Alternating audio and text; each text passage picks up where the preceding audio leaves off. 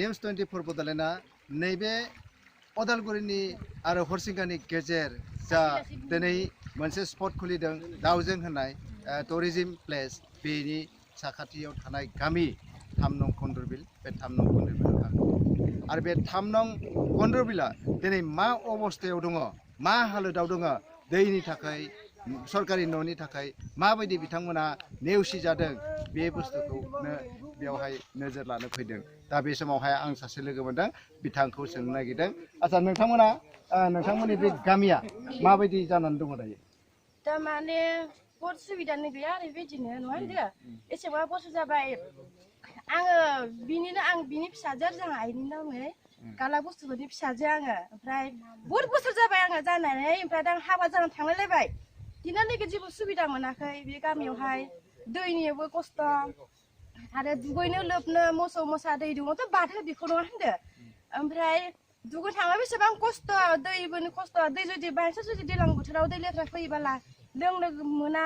आरो दुगैनोथ' बादानो बेफोरखौ बिदिनो थानाङो दैखर दङना गैया दैखर गैया बेहाय ओमफ्राय इथिं भटफोर नांगौ जायोबा रिहुन दैमारि साराबो भट नांगौ जायोबा बुङो जोंनो भट हो बिदि हो होननानै बुङो ओमफ्राय जों सानोबा बांसिन मोननो हागौ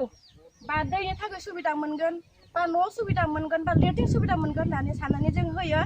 जेब्ला भटखौ होखांबोला जोंखौ बावजोबो नायफैया गामिफोरखौ नायफैया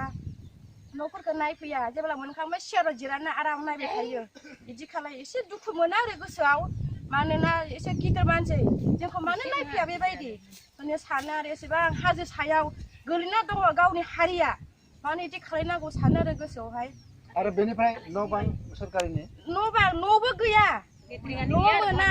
लेट्रिन सिटिंबो गैया दाथ' माने मदियानो लेट्रिन होगासिनो दङ बेफोरखौ मोनाखै नामा मोनाखै दिनालागै मोनाखै खिनो ओंखारबा साननांगौ दैमायाव थांनांगौ जोङो जेब्ला आलासि दुमसि फैगोन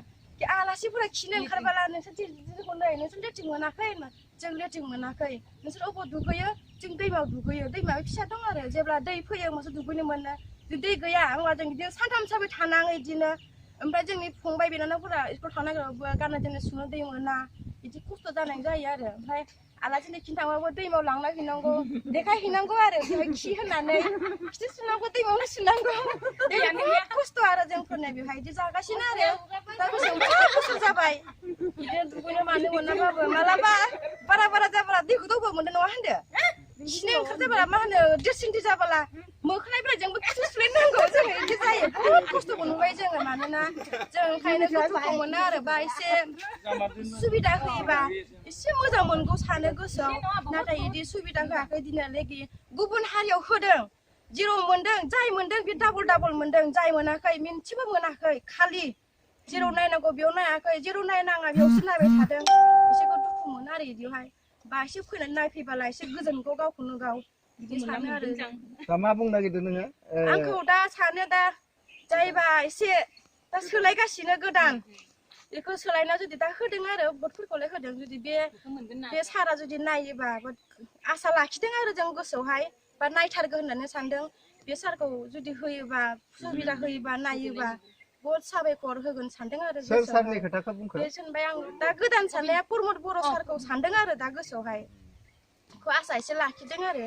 जुदि नायफैयोबा बहुत गोजोननाय मोनगोन दा नैबे समावहाय गामि गामि सोलायनाय बे जितुनिखि बार बे बारा बारगासिनो दङ आरो नैबे कन्द्रबिल गामिनि सासे आइजो बिथांनिफ्राय खोनाबाय बिथांमोननि गामियाव दै गैया दासिमबो दै जगायनाय गैया लोंनायाथ' बादानो खिथु सुनोबो दै गैया होनना बुंबाय आरो जितुनिखि खिथु सुनो गोनां जायो अब्लानिया बिथांमोना मोखोना बिलाइजोंनो हुगारनो गोनां जायो होननानै बिथाङा बुंदों दा अबा नायदो बेसेबां दुखु गोनां बाथ्रा आरो नैबे समाव मिनिस्टार थानाय जितु समस्ति बे समस्तियावनो बेखिनि हालोदा जागासिनो दङ बेनिखायनो खावलायदों जे फैबाय थानाय समफोराव जाहाथे बेफोरबायदि गोग्लैसोना थानाय गामिफोरखौ नायफिनो जायफोरा बिजाथि जानानै देरहालांगोन जायफोरा मिनिस्टार MCLA EM चिफ जागोन बिथांमोना जाहाथे जा बिटिआर ओनसोलनि गोग्लैसोना थानाय गामि बे गोग्लैसोना थानाय गामिफोरखौ नायो बेनि थाखाय खावलायहरदों जों निउस 24 बड'लेण्डनि जानानै गोजोन्थों Welcome to News 24 Bodoland. News 24 Bodoland YouTube channel. Please subscribe and click on bell icon. Thanks.